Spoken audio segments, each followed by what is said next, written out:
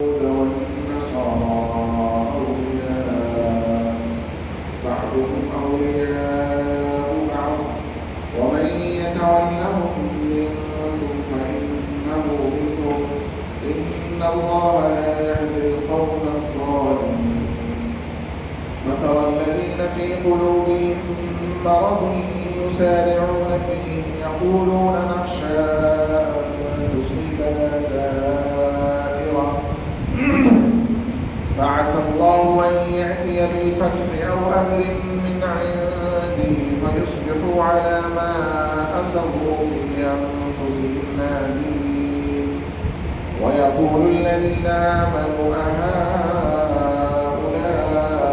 الذين أقسموا بالله جهد أيمانهم إنهم لمعكم حبطت أعمالهم فأصبحوا خاسرين. سورة المائدہ آیت نمبر 51-52 اللہ سبحانہ و تعالیٰ نے اہل ایمان کو خطاب کرتے ہوئے فرمایا،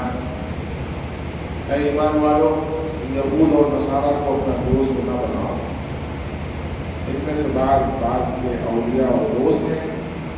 اور جو ان سے دوستی کرے گا تو وہ انہیں میں شمار ہوگا، یقیناً اللہ تعالیٰ ظالم قوم کو ہدایت نہیں دیتا۔ اس آیت کریمہ میں اللہ سبحانہ و تعالیٰ نے یہود اور نصارہ سے قربت، مودت اور محبت کے ساتھ تعلقات منع فرمایا کہ جو قربت اور جو میل محبت ایک مومن کے ساتھ ہونا چاہیے کہ اپنے راز بھی آپ ان کو شیئر کر دیں، راز کی باتیں ان کو ان کے سامنے رکھ سکیں، تو اس لیول پر پہنچ کر کے اللہ تعالیٰ نے کہا کفار سے آپ تمہاری موالات اور دوستی نہیں ہونا چاہیے۔ بالخصوص یہاں تذکرہ یہود اور نصارہ کا ہے۔ مدینہ میں پہنچنے کے بعد جن قوتوں اور طاقتوں سے مسلمانوں کو اسلام کو جوجھنا پڑ رہا تھا، مشکلات کا سامنا کرنا پڑ رہا تھا، اس میں سے ایک مسئلہ یہ بھی تھا اللہ کے رسول صلی اللہ علیہ وسلم مدینہ آئے، غزوہ بدر میں جب فتح آپ کو اللہ تعالیٰ نے عطا فرمائی تو معاملہ یہ تھا کہ عبادہ بن صامت رضی اللہ عنہ اور عبداللہ بن ابی جو رئیس المنافقین ہیں،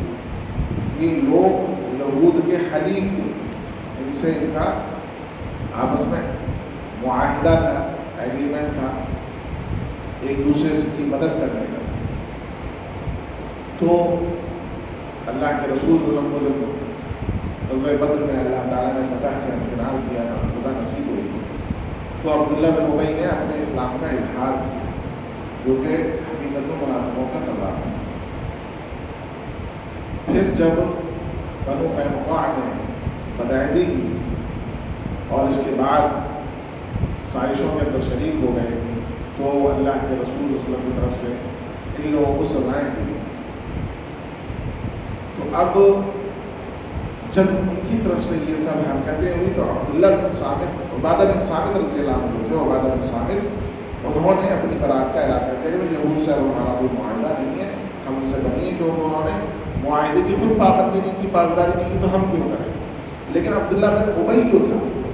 وہ درپردہ ان کے ساتھ ملا رہتا تھا، اور ان کے اندر گھسا رہتا تھا، اور وہ ان کے ساتھ مل کر کے رہنا چاہتا تھا، کیونکہ ان لوگوں کا اندیشہ یہ تھا کہ ان لوگوں کا معاملہ زیادہ مضبوط ہے۔ تو اللہ رب العالمین نے صاف طور پر فرمایا یا ایھا الذین آمنوا لا تتخذوا اليہود والنصارى اولیاء، یہود اور نصارہ کو اپنا قریبی دوست نہ بناؤ۔ تم جس طریقے کا معاملہ کر رہے ہو، یہاں پر عبداللہ بن ابی اور اس جیسے لوگوں کی طرف اشارہ ہے، ان کو سختی کے ساتھ تنبیہ کی جا رہی ہے کہ وہ یا ان کے جیسا کوئی بھی ہو ان کو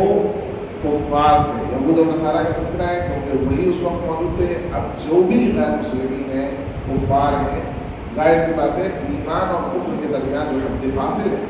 تعلقات سے منع نہیں کیا گیا، تجارتی بیس پر آپ تعلقات کر سکتا ہے، یا وہ لوگ جو محارب نہیں ہیں، جو آپ سے لڑنا نہیں چاہتے، آپ کے ساتھ جو ہے وہ غلط پلاننگ نہیں کرتے، تو آپ کو ان کے ساتھ جو ہے معاملات کرنے میں اللہ تعالیٰ نہیں روکا، اور ان کے ساتھ آپ بھلائی سے پیش آئیں، ان کے ساتھ احسان کریں، اس میں کوئی رکاوٹ نہیں ہے۔ لیکن جو آپ کو ختم کرنا چاہتے ہیں، اسلام کو مٹانا چاہتے ہیں، مسلمانوں کو نقصان پہنچانا چاہتے ہیں، اس سازشوں کے اندر پوری طور پر لگے ہوئے ہیں، تو ایسے لوگوں کے حوالے سے پھر یہ کہا گیا کہ پھر مسلمانوں کو بھی ایسے لوگوں کے سامنے مقابلہ آرائی کی ضرورت ہے۔ تو بہرحال یہاں پر یہ بات کہی، بعض اولیاء بعض کہ آپس میں ایک دوسرے کے دوست ہیں، آپس میں ایک دوسرے کے مسلمانوں کے اسلام کے خلاف جب بات آئے گی تو یہ دوست بن جاتے ہیں، ورنہ حقیقت میں ان کے معاملات جو ہیں اگر اپنے عقیدے کے لحاظ سے یہ دیکھے جائیں تو یہ آپس میں بھی جو ہے ان کی نہیں بنتی، یہود اور نصارہ۔ لیکن جب بات مسلمانوں کے اسلام کے خلاف آئے گی تو سب ایک جگہ ایک پلیٹ فارم پر اکٹھے ہو جاتے ہیں۔ وَمَن يَتَوَلَّهُم مِّنكُمْ فَإِنَّهُ مِنْهُمْ، اس لیے فرمایا جو ان سے دوستی کرے گا وہ ان میں سے شمار ہوگا۔ اب چاہے عبداللہ بن ابی ہو یا کوئی بھی ہو، جو ان سے دوستی کر رہے ہیں، ان سے سانٹھ کر رہے ہیں، ان کے ساتھ اٹھک بیٹھک اور ان کے ساتھ ہمدردی کے معاملات کرنا، یہ ساری چیزیں اس بات کی طرف دلالت کرتی ہیں کہ یہ انہی میں ان کا شمار ہوگا۔ ان اللہ لا يهدي القوم الظالمین، اللہ تعالیٰ ظالم قوم کو، ایسے لوگوں کو جو شرک اور کفر پڑھ رہے ہیں یا شرک اور کفر کا ساتھ دیں، اللہ تعالیٰ ایسے لوگوں کو ہدایت نہیں دیتا، ایسے لوگوں کو ہدایت نہیں ملتی۔ فَتَرَى الَّذِينَ فِي قُلُوبِهِم مَّرَضٌ يُسَارِعُونَ فِيهِمْ يَقُولُونَ نَخْشَىٰ أَن تُصِيبَنَا دَائِرَةٌ، آپ دیکھیں گے ان لوگوں کو جن کے دلوں میں مرض ہے، نفاق کا، جو نفاق کا روگ پالے ہوئے اپنے اندر، منافق قسم کے لوگ آپ ان کو دیکھیں گے، یسارعون فیہم، کہ ان میں جا کر کے گھستے ہیں، اور بڑی گھسنے کی جلدی پڑی ہوئی ہے کہ ان کے درمیان جائیں اور ان کے ساتھ اٹھک بیٹھک کریں، بڑی جلد بازی میں رہتے ہیں۔ نخشا یقولون نخشا ان تصیبنا دائرہ، کہتے یہ ہیں یہ منافقین کہ بھئی ہمیں تو خطرہ ہے کہ کہیں کوئی حادثہ ہمارے اوپر نہ آ جائے۔ انہیں یہ لگتا تھا کہ ایسا نہ ہو کہ یہود جو ہے وہ ہمارے اوپر غالب آ جائیں اور پھر ہمارا قلعہ قمع کرتے ہیں، ہم پریشانی میں پڑ جائیں۔ تو یہ خطرہ چونکہ ایمان تو تھا نہیں، اندر ایمان نہیں تھا، نفاق بھرا ہوا تھا، جس کی وجہ سے ایمان کی جو حلاوت اور چاشنی ہونا چاہیے، جو یقین کی کیفیت ہونا چاہیے، جو اطمینان و سکون ہونا چاہیے، ایک مومن کو جو اللہ رب العالمین کی طرف سے اطمینان و سکون ہوتا ہے، اللہ کے رسول صلی اللہ علیہ وسلم پر ایمان لانا اور آپ کی صحبت اختیار کر لینے کے بعد ایمان کی کیفیت کس لیول پر پہنچ جاتی ہے۔ لیکن یہ منافقین چونکہ دل سے مسلمان نہیں ہوئے تھے،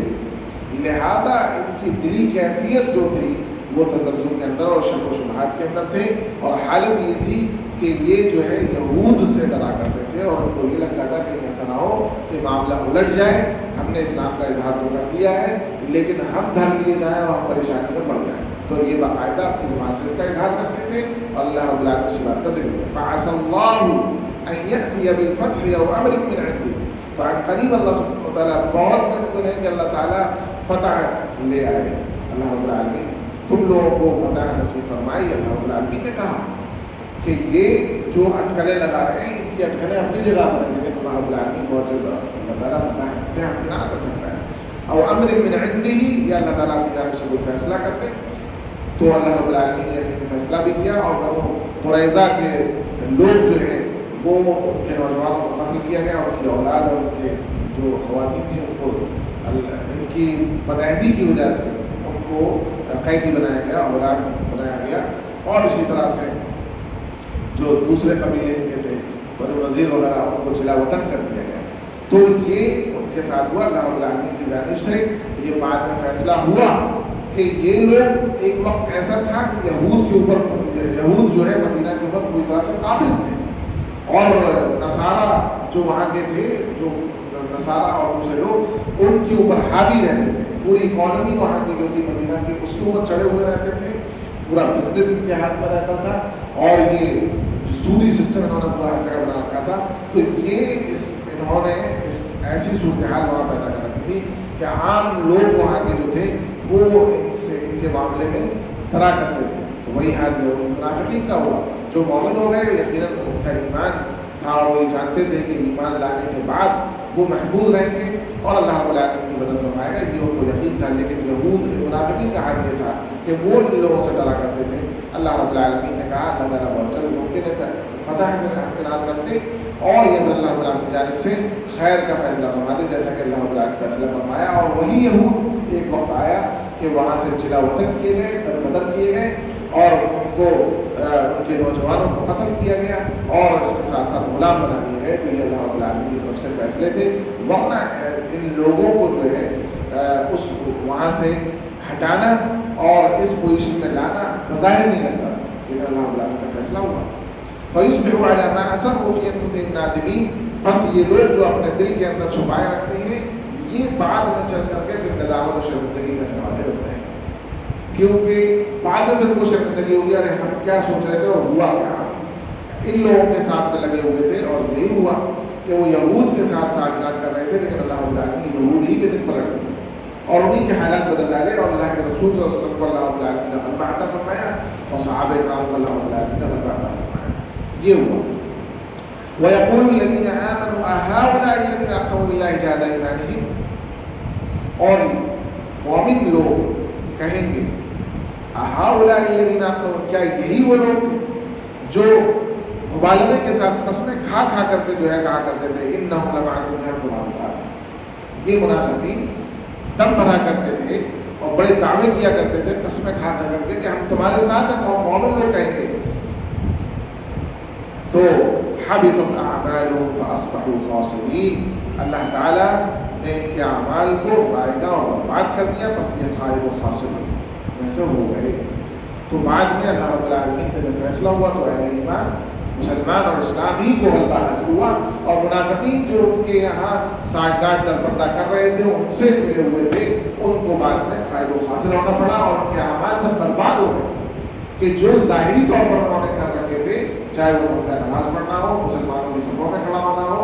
اور اللہ کے رسول کی مجلسوں میں حاضر ہونا ہو، یہ ساری چیزیں ان کی جو تھی سب پر بیکار ہو گئی، سب برباد ہو گئی کیونکہ وہ دل سے مومن. تو ان آیات سے ہمیں یہ پتہ چلا کہ مومن جو ہے وہ مخلص ہوگا، اسے مخلص ہونا چاہیے اور مخلص ہونے کے لیے ضروری ہے کہ ایمان اہل ایمان سے انسان کی تعلق اور دوستی اور یارانہ اور دلی تعلق جو ہے وہ مومنوں سے ہونا چاہیے، اللہ اور اس کے رسول سے اور اہل ایمان سے. ایک مومن کو جو ہے اپنے رب سے محبت ہونا چاہیے، اللہ کے رسول سے محبت ہونا چاہیے اور اہل ایمان سے محبت اور لگاؤ ہونا چاہیے. ان کی آپس میں الفت اور محبت، یہ ہے وہ جماعت جس کا آگے تذکرہ آ رہا ہے اور مزید بات ہوگی انشاءاللہ العزیز. تو ان آیات سے ہمیں پتہ چلا کہ ہمیں اپنے ایمان کی حفاظت کرنا ہے اور اپنے آپ کو ایسی صحبت سے بچانا ہے کہ جس صحبت سے اللہ اس کے رسول نے روکا ہے، اللہ سبحانہ وتعالیٰ نے منع فرمایا کہ ان لوگوں کے ساتھ قلبی لگاؤ اور گہری دوستی نہیں ہونا چاہیے. معاملات اپنی جگہ پر ہیں اور اسی طرح سے اہل ایمان سے ہمارا رابطہ اور ان کے ساتھ جو ہے وہ ہمارا تعلق بہت مضبوط ہونا چاہیے. ساتھ ہی ساتھ ہمیں اللہ کے رسول صلی اللہ علیہ وسلم کے طریقے اور رسوے کو اپنانا ہے اور اللہ رب العالمین کو توکل کرنا ہے، اللہ پر یقین رکھنا ہے، اللہ کی ذات پر یقین رکھنا ہے. یہ وہ طریقہ ہے، یہ وہ نسخہ ہے کہ جو کامیابی کا ذریعہ ہے اور ناکامی سے ہمیں بچانے کا ذریعہ ہے. ورنہ اگر ہم اس سے ہٹ کر کے چلیں گے تو یہ ناکامی مقدر بن جائے گی، جیسا کہ منافقین کو جو ہے بعد میں رسوائی اٹھانا پڑی، دنیا کی بھی ذلت ہوئی اور آخرت کو بھی ایسے لوگوں کو ذلیل و رسوا ہو کر کے جہنم کے اندر داخل کر دیا جائے گا. اللہ سبحانہ وتعالیٰ ہمیں اپنی ایمان کی حفاظت کرنے والا بنائے اور ایمان پر استقامت نصیب فرمائے. آمین. سبحان اللہ و بحمدہ.